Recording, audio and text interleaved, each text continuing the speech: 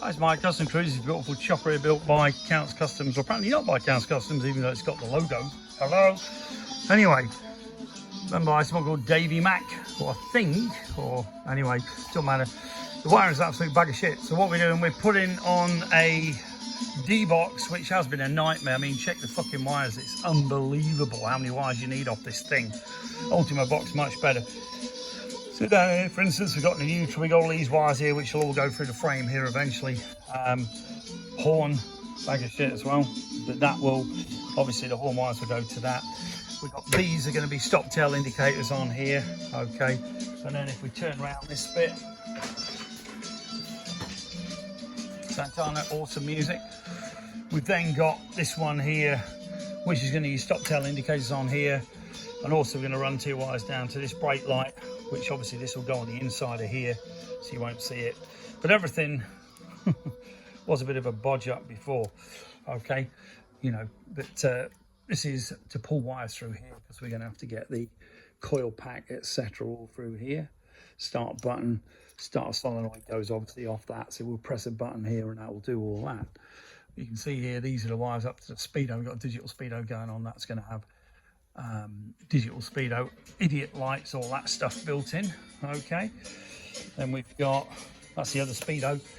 Then we've got the left hand and right hand harness here, so that's your left hand, that's your right hand. I've put push buttons on here, which basically will be these on here, which we're replacing, but it'll be 2 push buttons, indicators, etc. The start button's going to be in the middle.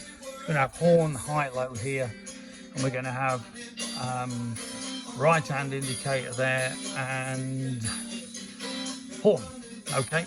Whereas before we had left and right here, which is really weird, like nothing else I've ever seen, which I don't think that was done in UK, in the States. I think it was done in UK.